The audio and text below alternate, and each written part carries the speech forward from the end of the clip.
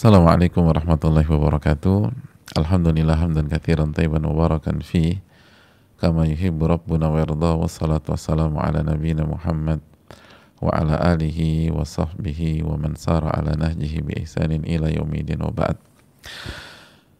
Hadirin yang semoga Allah muliakan, tidak ada kata yang pantas untuk kita ucapkan pada kesempatan kali ini kecuali bersyukur kepada Allah Subhanahu wa taala atas segala nikmat dan karunia Allah berikan dan Allah limpahkan kepada kita, sebagaimana salawat dan salam semoga senantiasa tercurahkan kepada junjungan kita Nabi kita Muhammadin sallallahu alaihi wasallam beserta para keluarga, para sahabat dan orang-orang yang istiqomah berjalan di bawah naungan sunnah beliau sampai hari kiamat kelak.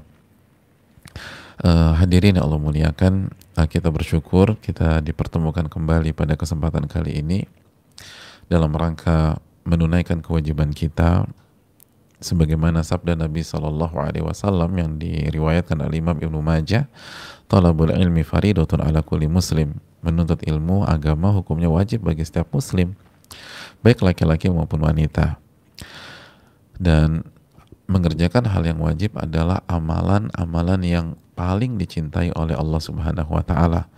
Allah berfirman, "Wa ma taqarraba ilayya 'abdi bi syai'in ahabbu ilayya mimma aftaratu 'alaihi."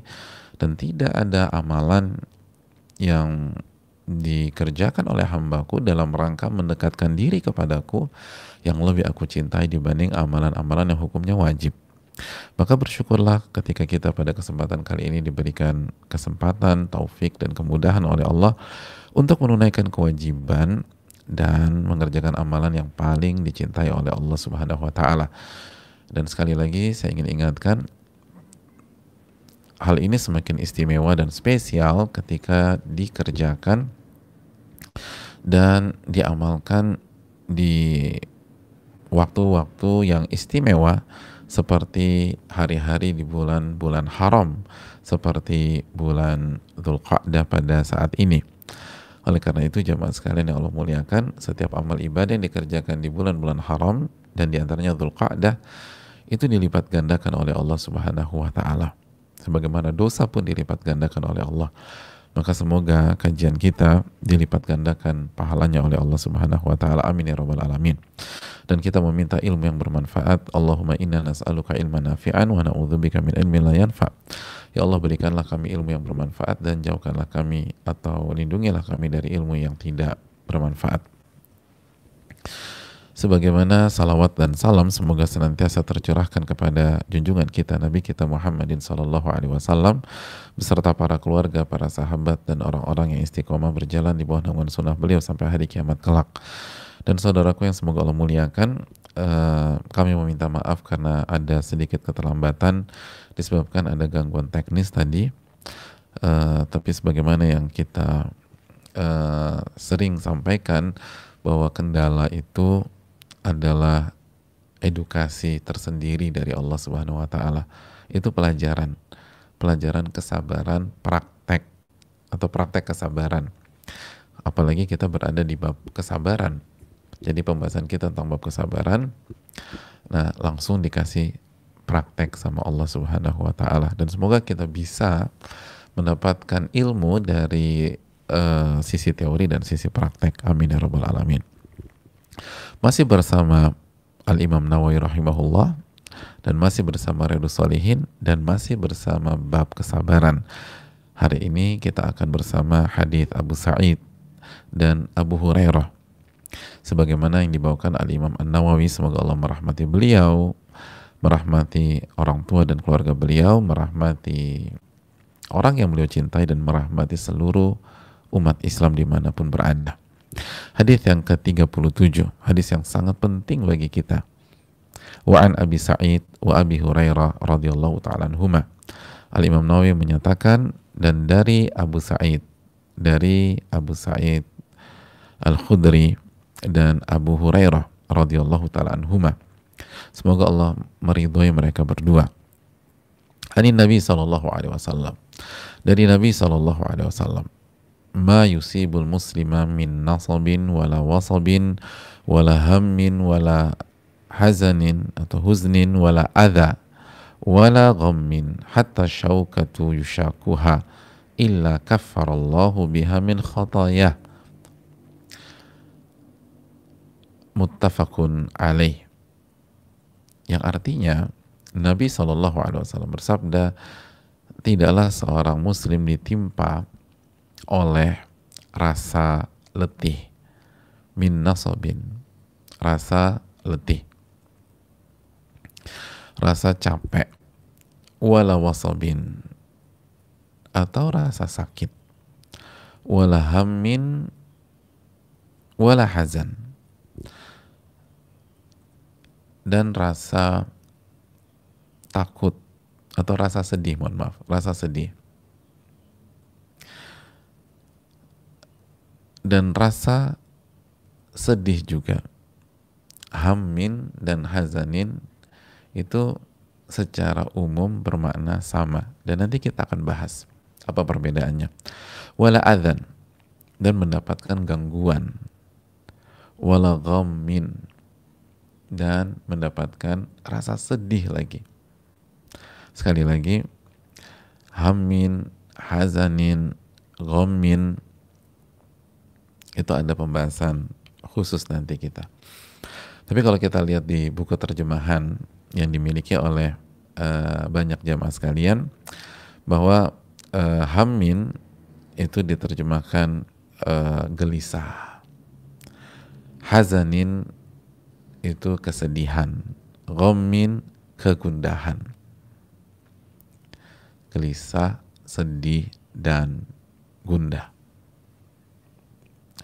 Untuk sementara kita pegang itu dulu. Jadi kita ulang, tidaklah seorang muslim ditimpa oleh rasa letih, rasa sakit, lalu kegelisahan, kesedihan, gangguan, dan kegundahan, hatta syaukatu syakuha, sampai duri yang menusuk dirinya, illa kaffarallahu biha min khatayah, kecuali Allah akan hapuskan dosa-dosanya dengan hal-hal di atas. Allah akan hapuskan kesalahan-kesalahannya dengan hal-hal di atas, atau sebagian dosa-dosanya dengan hal-hal di atas. Ada min di sana, sebagian. Hadirin Allah muliakan, hadis yang dikeluarkan oleh Imam Bukhari dan Muslim.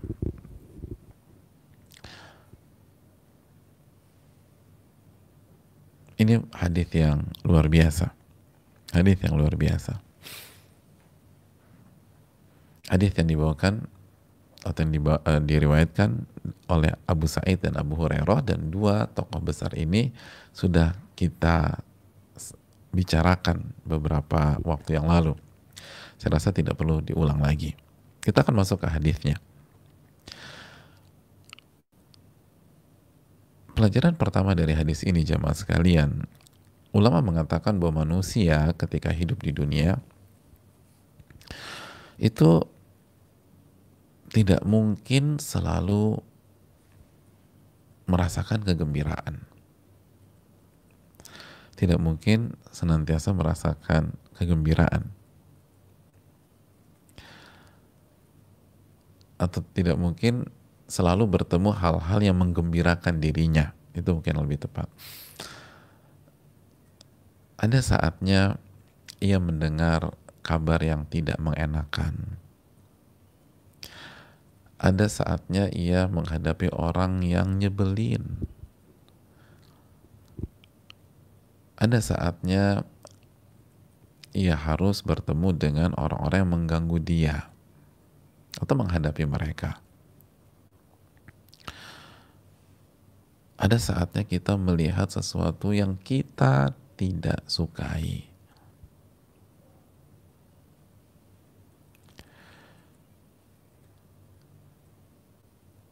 Dan mungkin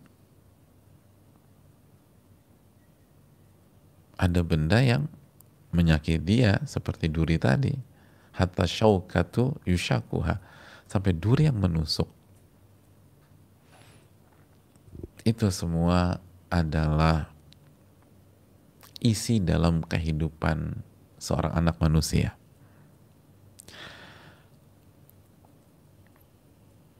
Pasti akan ada hal-hal demikian. Nah, hadirin Allah muliakan, maka jangan punya harapan hidup itu selalu ketemu hal yang menyenangkan. Itu mustahil, itu nggak mungkin. Anda akan kecewa karena ekspektasi Anda tuh sempurna, dan kita akan kemakan dan tertusuk ekspektasi kita sendiri. Itu jadi bumerang bagi kita. Jadi ini pelajaran besar. Kita harus turunkan ekspektasi kesempurnaan. Oh, pasti saya akan ketemu dengan hal-hal yang nyenengin saya terus, apalagi saya sudah hijrah. Oh, nggak begitu. Kan begitu banyak orang yang setelah hijrah itu kecewa. Katanya hijrah Masya Allah, kok saya dapat hal yang sulit, yang berat.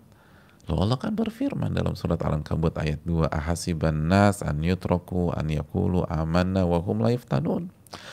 Apakah manusia berpikir mereka akan dibiarkan begitu saja mengucapkan kami beriman, mengklaim keimanan, lalu mereka nggak diuji sama Allah Subhanahu wa Ta'ala?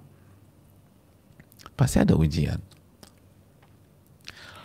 Jadi yang pertama, turunkan ekspektasi bahwa kita akan bertemu dengan semua yang enak-enak, semua yang indah-indah, semua yang menyenangkan. Enggak. Ini yang perlu kita camkan. Ada orang pengen banget masuk ke kampus yang diimpikannya. Dia pikir ketika jadi mahasiswa di kampus tersebut semuanya enak. Begitu masuk, benar berhasil. Allah kasih taufik. Tiba-tiba tugas menumpuk di hadapan dia. Gue gak pernah mikir gue dapat tugas separah sebanyak ini. Lalu dia ditekan sama senior, diplonco, digencet, dan seterusnya. Emang dari luar gak pernah kepikiran, kayaknya prestis segala macam. Tiba-tiba masuk sana, dapat senior yang bosi, dan memang punya ada budaya ngegencet di situ. Atau dia ada punya teman-teman yang ngebully dia, akhirnya down. Ada yang bunuh diri, ada yang putus asa. Karena salah ekspektasi. Ada orang berpikir, nggak, gue harus kerja nih. Kalau gue kerja, masalah gue selesai. Gue harus kerja. Dan dia incer sebuah perusahaan. Dan dia berhasil masuk perusahaan tersebut. Ya, ternyata ada masalah. Ada yang hasad sama dia. Karena dia kesayangan bosnya. Atau dia dapat atasan yang nggak suka sama dia. Dikerjain dia jamaah.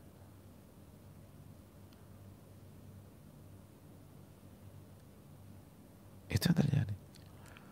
Atau teman-teman yang jomblo, aku harus nikah nih, aku harus merit nih. Nggak enak hidup menjomblo, pahit rasanya. Terus dia ngeliat dari jauh, itu orang-orang menikah tuh enak-enak, kayaknya seru-seru. Ya, gue harus nikah secepat mungkin. Pas nikah, ngeliat, kok begini ya, gitu lah. Ternyata banyak masalah. Nggak seindah mimpinya waktu dia tidur pada saat menjadi jomblo. Ternyata yang diceritain teman-temannya yang udah nikah yang enak-enaknya doang, yang pahit-pahitnya nggak ada yang diceritain. Hadirin Allah muliakan, adapun Allah dan Rasulnya tidak demikian. Allah dan Rasulnya menyampaikan seluruh yang kita butuhkan dan apa yang akan kita hadapi ke depan. Lalu Allah kasih tahu solusinya. Allah dan Rasulnya memberikan obatnya. Dikasih obatnya. Seperti hadis ini. Seperti hadis ini. Itu yang pertama. Yang kedua jamaah sekalian yang Allah muliakan, kita harus hadapi dengan kesabaran. Kita harus hadapi dengan kesabaran. Lagi-lagi tahan diri kita. Tahan. Seberat apapun, sesakit apapun, sesedih apapun, tahan. Ingat, sabar itu artinya menahan diri agar tetap on track, agar tetap di atas ketaatan, agar tidak kelempar kepada kemaksiatan. Tahan. Sabar itu secara bahasa salah satu jenis batu. Jadi kita harus ngebatu, jamaah.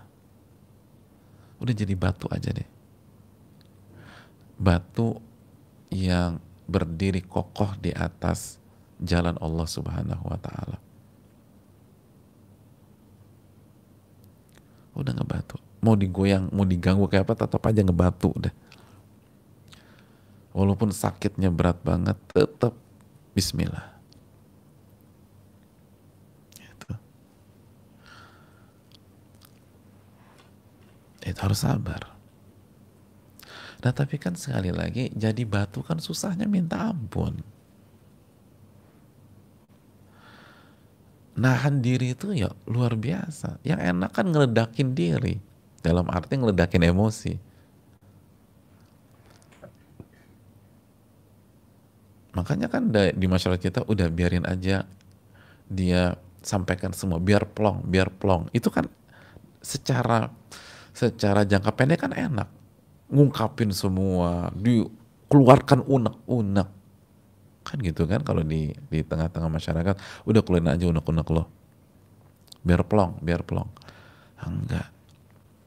Untuk jadi orang-orang berkelas itu bukan keluarin unek-unek. Untuk jadi orang-orang yang dicintai oleh Allah itu dengan cara menahan diri, bersabar, tahan terus. Jadi keluarin semuanya, tahan. Sakit memang, berat. Untuk mengejar mimpi kita menjadi hamba Allah yang soleh, yang bertakwa, yang soleha, kita harus jalan terus. Kita harus tahan semua rasa letih dan capek. Kita harus tahan rasa kegalauan. Kita harus tahan rasa sedih.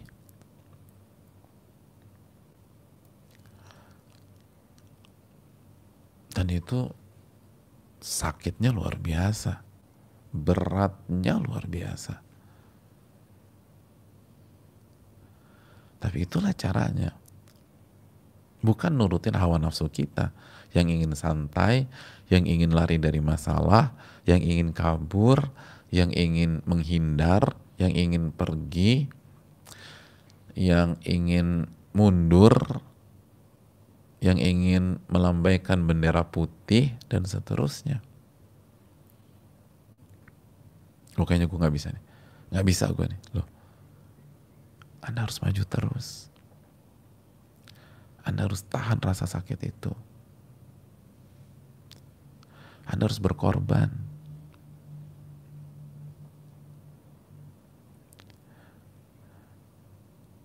Anda harus ambil momentum untuk menjadi orang yang besar. Dan semua itu isinya rasa sakit. Isinya lelah.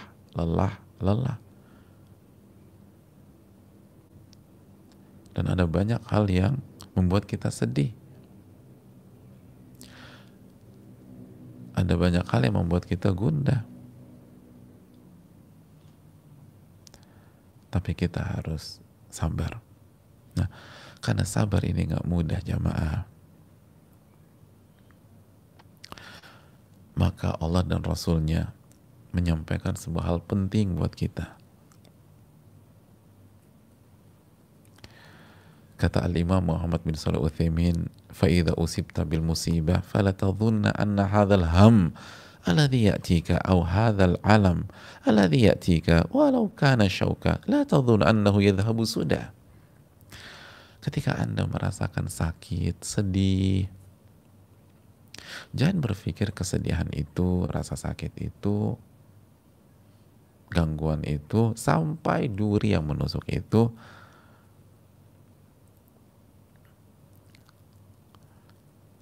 menyerang begitu saja. Lalu main datang dan pergi seperti angin lalu.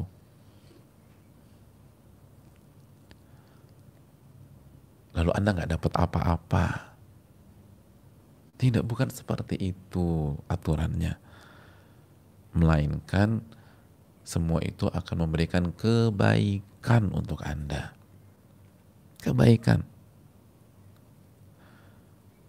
Segala dosa dan khilaf akan dihapuskan.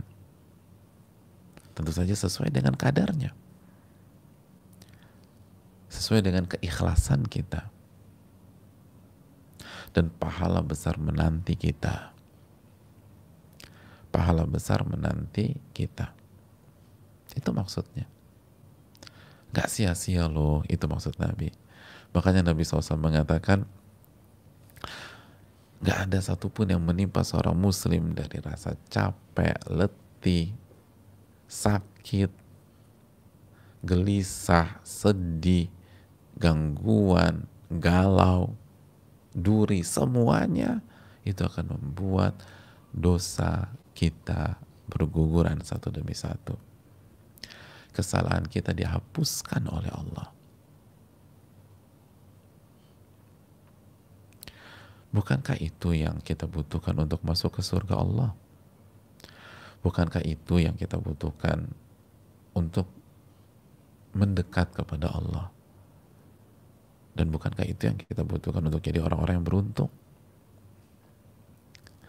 Bukankah itu yang kita butuhkan agar kita bisa hidup rileks, tenang, tanpa beban?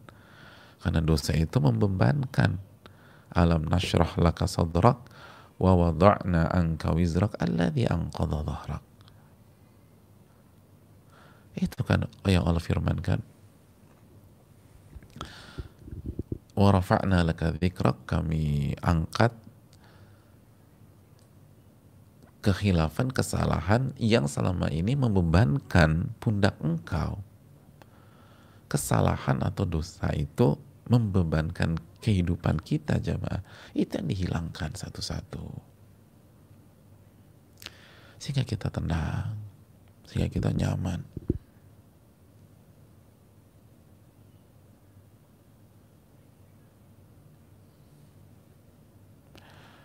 Itu hal yang perlu kita camkan. Semuanya tidak gratis. Itu jamaah. Gak ada rasa sakit yang gratisan.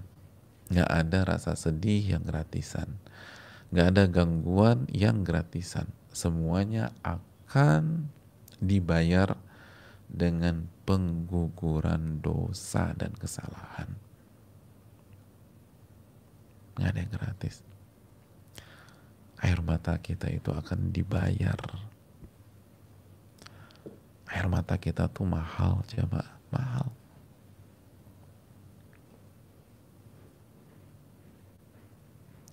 Letih kita, lelah kita, itu akan terbayar. Akan terbayar. Akan terbayar.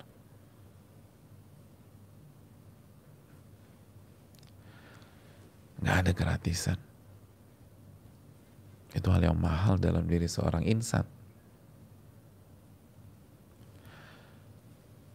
Tapi kita butuh bersabar. Kita butuh bersabar. Jamaah yang Allah muliakan, sekali lagi di awal tadi kita jelaskan ada 3 kata. Ada ham, ada hazan atau huzan, ada gham.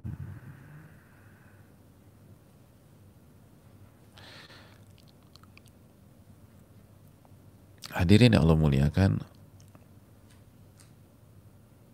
diterjemahkan ham itu kegelisahan, hazan atau huzan itu kesedihan, dan gom itu kegalauan atau kegundahan ya.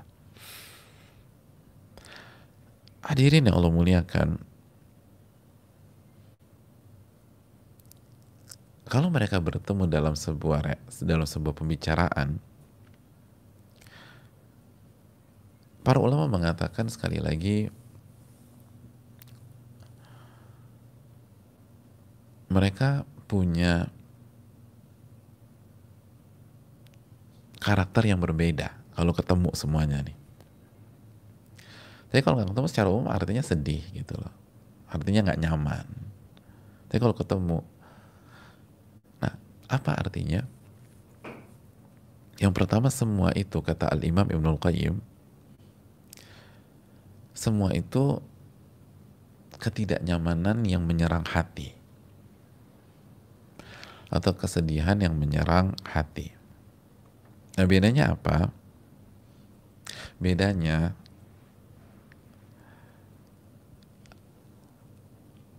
huzan itu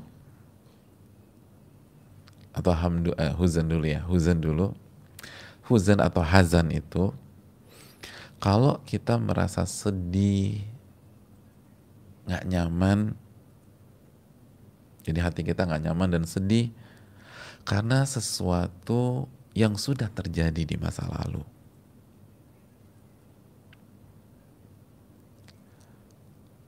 Sesuatu yang terjadi di masa lalu yang membuat kita sedih banget, itu huzan.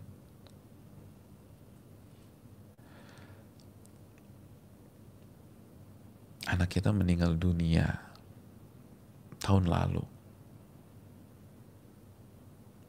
persis tahun lalu, dan kita teringat,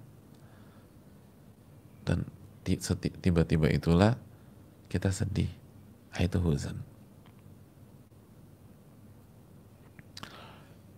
Kita melakukan kesalahan fatal sebulan yang lalu, akhirnya semua berantakan, rumah tangga kita berantakan, dan sedihnya luar biasa. Itu huzan, hazan.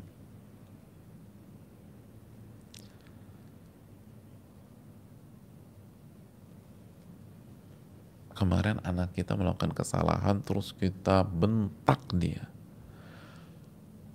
lalu kita nyesalnya minta ampun. Itu huzan. Atau sebaliknya, anak kita ngebentak kita 2 hari yang lalu, itu sampai sekarang kita nangis, kenapa ya anak saya bentak saya 2 hari yang lalu. Itu huzan. Huzan, hazan, hazan. Jelas ini? Yang kedua, ham.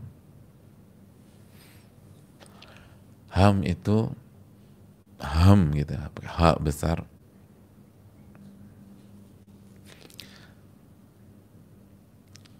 Apabila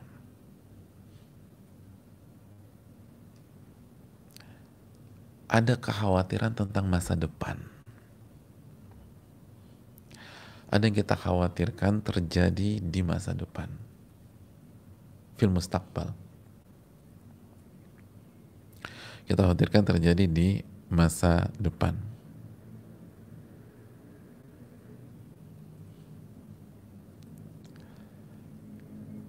Itu ham. Itu juga disampaikan oleh Al-Imam Ibnu Hajar dalam masalah ini, selain Ibnul Qayyim rahimahumullah. Lalu kalau kita ada ketakutan di masa depan, kita disingkirkan misalnya, di masa depan kita ditinggalkan, itu ham.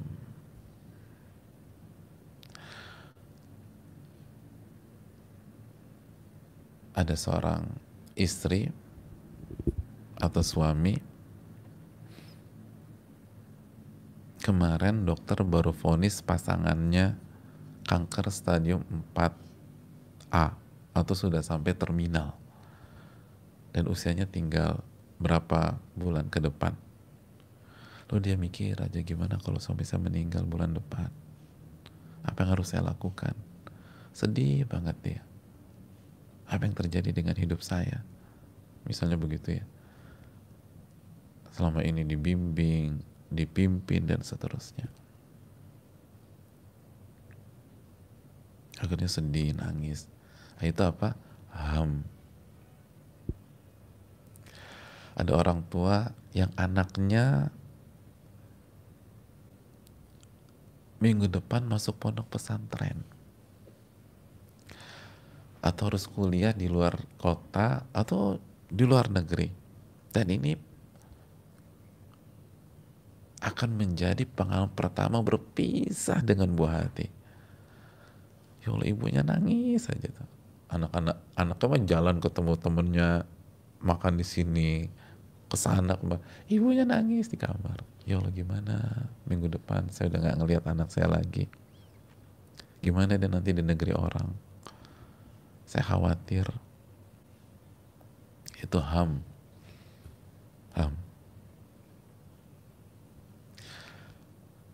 Atau kondisi finansial, ada yang belum dapat kontrak, sampai sekarang belum dapat kontrak, belum dapat kerjaan, gimana nih? Sedangkan misalnya kontrakan bulan depan harus bayar, uang gedung udah dituntut, udah bingung nih, ini kontrak belum dapat, atau belum ada yang mau terima saya sebagai seorang tenaga profesional.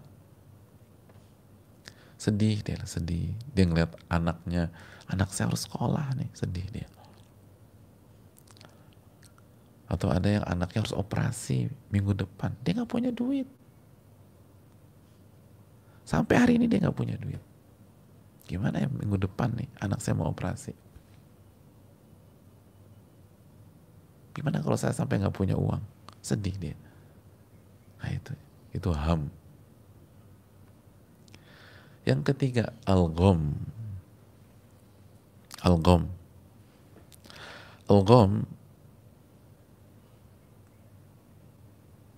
dijelaskan al-Imam Ibnul Qayyim, itu kalau ketidaknyamanan dan kesedihan itu karena sesuatu yang sedang terjadi nih.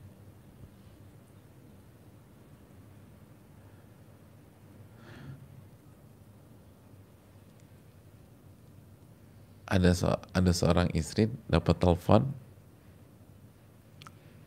yang menyampaikan ternyata sahabat suaminya, beritanya suaminya kena serangan jantung.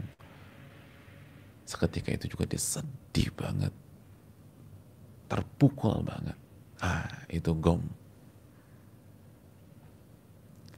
Seorang ibu dapat telepon dari pihak sekolah, anaknya mengalami kecelakaan saat praktek olahraga.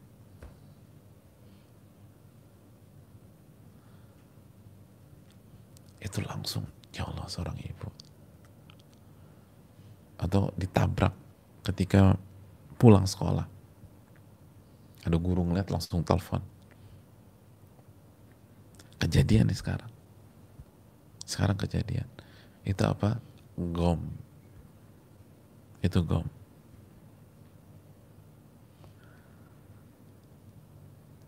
Jelas ini. Jadi kalau karena kejadian yang sudah terjadi, apa namanya? Jamaah hazan atau huzan. Kekhawatiran yang akan terjadi masa depan, ham. Yang sedang terjadi, gom. Dan semuanya nggak ada yang gratisan. Allahu Akbar. Semua perasaan yang kita alami itu gugurnya dosa, gugurnya dosa, gugurnya dosa, gugurnya dosa, gugurnya dosa. Allahu Akbar. Gugurnya dosa.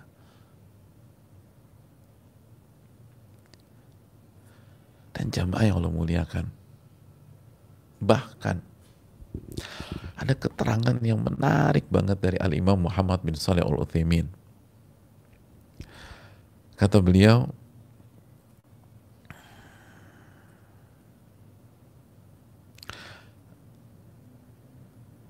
ketika kita mendapatkan musibah, simak baik-baik dan catat baik-baik, ini penting. Saat kita mendapatkan musibah, atau tadi sakit, sedih,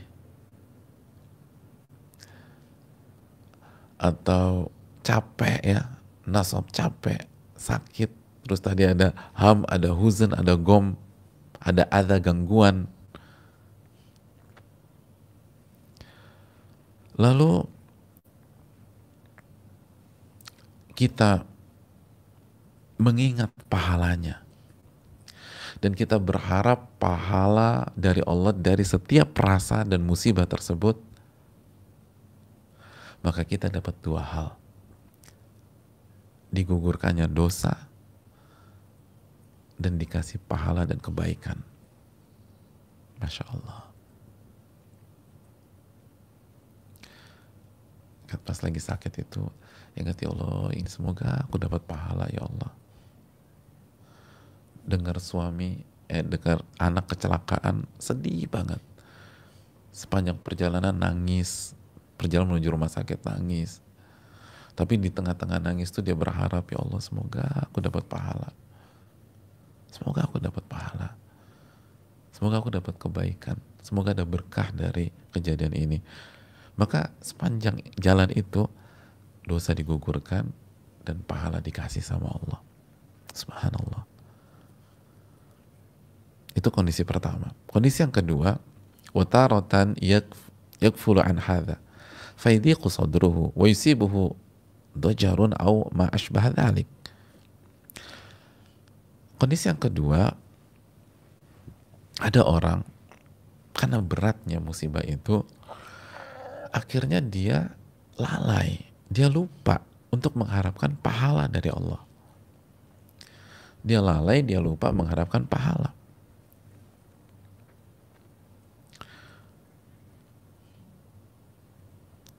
Hadirin yang Allah muliakan, menurut keterangan Al-Imam Muhammad bin Shalih Al-Utsaimin, salah satu pakar fikih terbaik di abad ke-20 ini, maka ia tetap mendapatkan ampunan dosa-dosa dari Allah. Sebagaimana hadis di atas.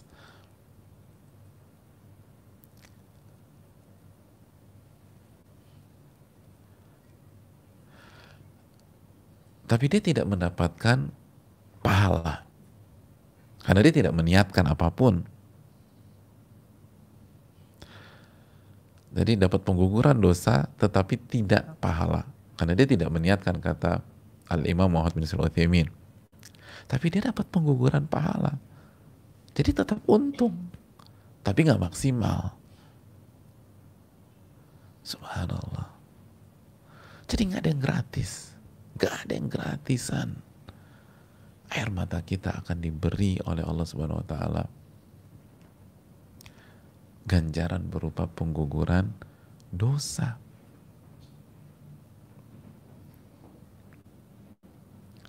Ini yang perlu kita camkan. Ini yang perlu kita renungkan. Maka tahanlah rasa lelah itu. Tahan rasa letih itu. Capek memang. Tapi bukankah dosa digugurkan? Dan kalau kita niatkan pahala itu, pahala lagi, pahala lagi, pahala lagi. Tahan rasa sakit itu, jamaah. Memang sulit. Tapi bukankah di setiap itu ada pengguguran dosa? Katanya mau masuk surga. Lalu Anda nggak nahan rasa capek dan letih. Semua orang yang berjuang itu capek dan letih. Merasa sakit.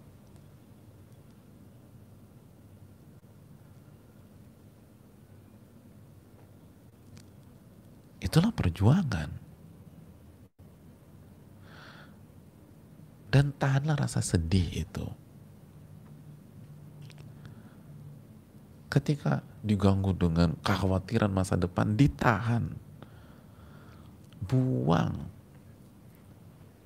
Ingat janji Allah. Ingat janji Allah Subhanahu wa ta'ala.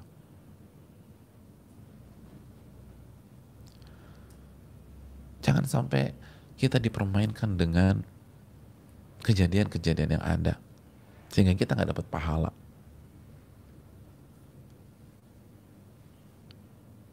Semuanya diganjar pahala jika kita niatkan. Dan pengguguran dosa, kata beliau, itu hal yang luar biasa jamaah sekalian.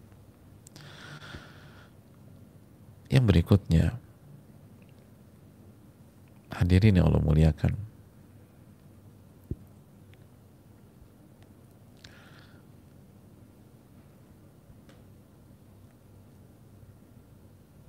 di hadis ini kita bicara tentang rasa sakit, sedih, kekhawatiran.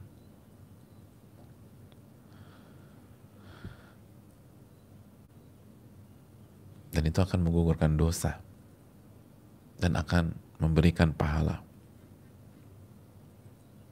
Nah, berbicara tentang kesedihan, rasa sakit, kelelahan,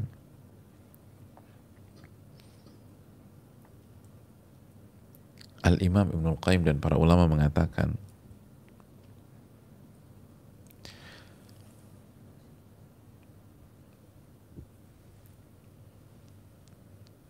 cara menghilangkannya yang sangat efektif itu dengan Al-Quranul Karim. Dengan Al-Quranul Karim.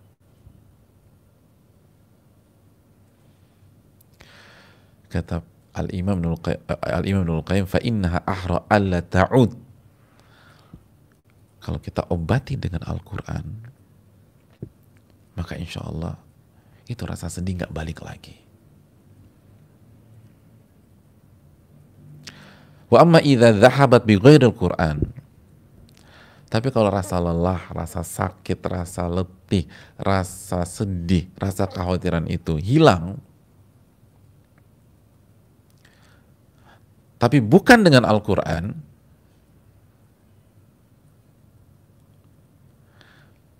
misalnya hilang karena kondisi sehat,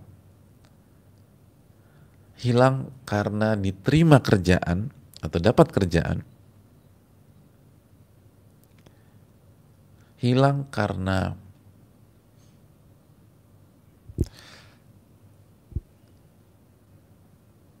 pernikahan, hilang karena dapat materi, dapat uang, maka rasa letih, rasa lelah, rasa sakit akan kembali lagi begitu obatnya hilang lagi, atau obat itu habis lagi. Dan obat itu pasti habis karena kita hidup di dunia semuanya semu, tapi tidak dengan Al-Quranul Karim. Sekali lagi contoh, misalnya orang tua sedih banget, anaknya kecelakaan tadi, harus operasi, sedih, lalu operasi lama 5 jam. Begitu selesai 5 jam, dokternya keluar dari ruang operasi, ibunya udah pucat, apalagi dokter udah pakai APD segala macam, masker, nggak kelihatan ekspresinya. Begitu buka, kata dokternya, selamat bu, operasi berhasil. Itu ibunya langsung, alhamdulillah, operasi berhasil, nangis, makasih ya dok, makasih ya dok, makasih ya dok. Hilang sedihnya, sangat berkurang kesedihannya. Bahkan senang sekarang nih ibu. Tapi ketika ibu itu selama menunggu tidak bersama Al-Quranul Karim, nanti 2 hari kemudian tiba-tiba kondisi anak itu drop, sedih lagi, hancur. Ya masa nggak sedih Ustaz, masa seneng gitu? Maksudnya bukan seneng jamaah, tapi kesedihan yang menghancurkan, bukan kesedihan rahmat.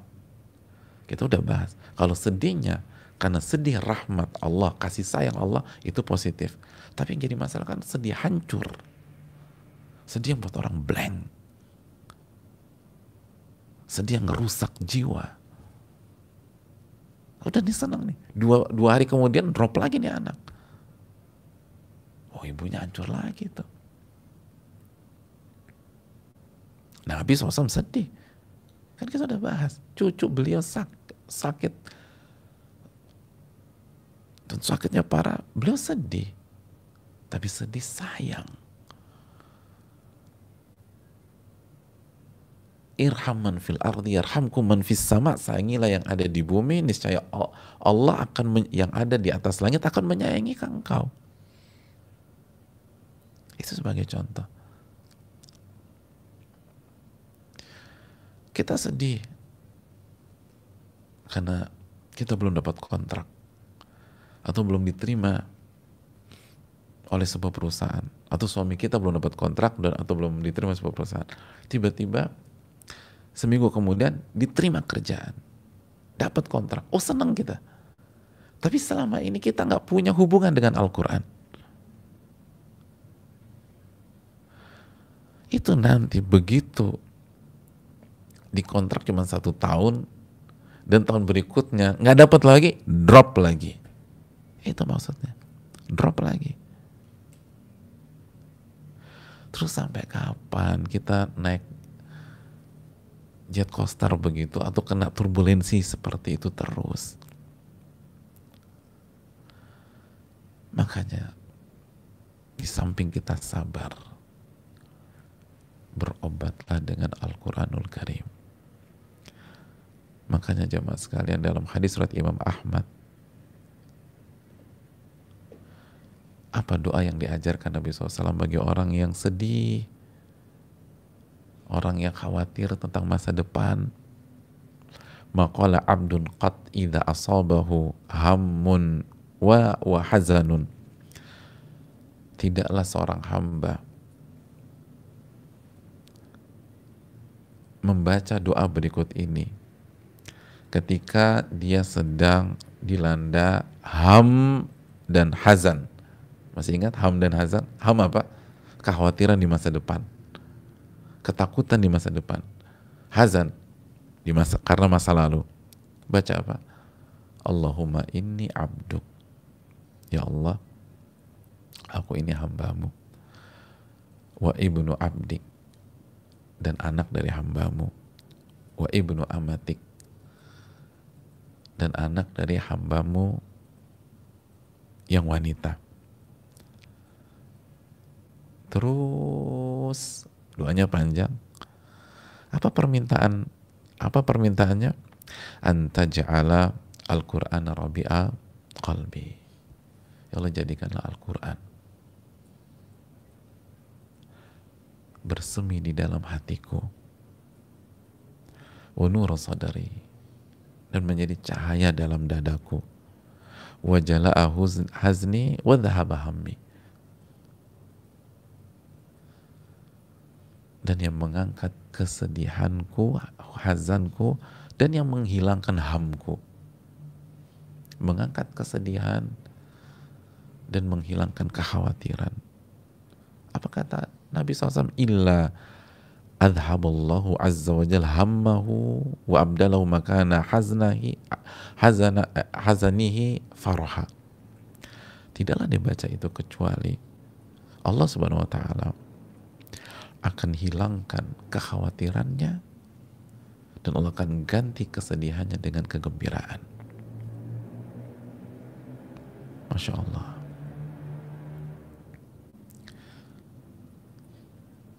Itu doa. Al-Quran tuh jamaah. Al-Quran. Al-Quran. Itu ngebantu banget. Sangat ngebantu. Makanya coba kita perhatikan bagaimana hubungan kita dengan Al-Quranul Karim. Khususnya pada saat kita terkena musibah. Ketika kita dilanda kesedihan. Dan jangan berharap banyak kita bisa move on dari kesedihan, rasa sakit, kalau kita tidak punya hubungan baik dengan Al-Quran. Kalau kita tidak bisa membaca Al-Quran dan tidak belajar membaca Al-Quran. Kalau nggak bisa, tapi belajar, nggak ada masalah. Wa tak kata Nabi. Dan dia terbata-bata, dia dapat pahala, dia dapat 2 pahala. Ini udah nggak bisa, nggak belajar. Mau sampai kapan? Dan dia yang hancur jamaah. Ini hidup turun naik terus. Hidup ini isinya turbulensi, turbulensi, turbulensi. Mau sampai kapan dia babak belur kayak begitu? Harus kembali jamaah. Ini membuat kita bisa sabar dengan izin Allah Subhanahu wa taala. Itu kekuatan yang Allah kasih ke kita.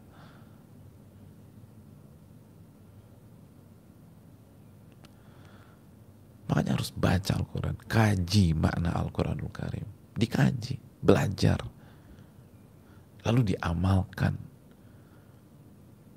Apa yang kita kaji dengan pemahaman yang benar, yang dipahami Rasulullah SAW dan para sahabat, diamalkan. Lalu kalau kita mampu didakwahkan, harus ada interaksi dengan Al-Quran. Baca Al-Quran itu, pelajari, lalu amalkan. Itu yang buat plong aja. Itu permintaan. Itu yang dikatakan Ibnu Qayyim. Anda mau menghilangkan, oke, sabar kan susah, tetap nahan. Namanya juga sabar, sakit nih, nahan. Mau dihilangkan nggak? Mau dong. Karena sakit, nahan itu kan sakit. Tahan ya, ini beban 50 kilo. Insya Allah. Terus 1 menit, 2 menit, 3 menit, 10 menit kan pegel juga. Saya ingin menghilangkan beban ini. Gimana caranya? Saya harus tahan terus seumur hidup misalnya. Dengan Al-Quranul Karim.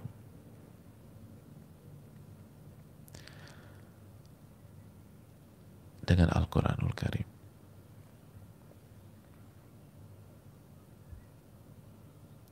Itu caranya.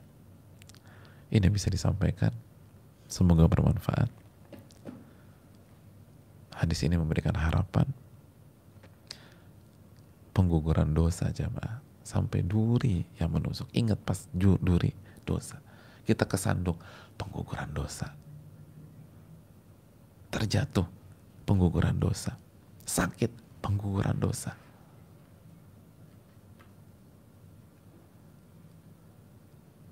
Kelilipan, pengguguran dosa. Kesenggol, keinjek, pengguguran dosa. Pengguguran dosa. Kerjaan rumah padat banget, berantakan, kita harus beresin banyak ibu-ibu nih, waduh, rumah udah kayak kapal pecah, terus kita harus beresin satu-satu, pegelnya minta ampun. Pengguguran dosa. Pengguguran dosa.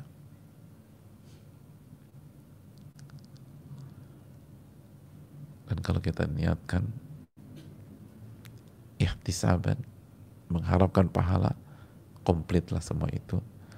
Ini yang bisa disampaikan, semoga bermanfaat, khususnya bagi yang berbicara dan yang mendengarkan, dan semoga kita mendapatkan ilmu yang bermanfaat. Allahumma inna nas'aluka ilman nafi'an. Ya Allah, berikanlah kami ilmu yang bermanfaat yang kita amalkan. Wa na'udzubika min ilmin la yanfa'. Dan lindungilah kami dari ilmu yang tidak bermanfaat. Rabbana taqabbal minna. Semoga Allah menerima amal ibadah kita. Subhanakallah bihamdika asyhadu la ilaha illa anta astaghfiruka wa atubu ilaik. Assalamualaikum warahmatullahi wabarakatuh.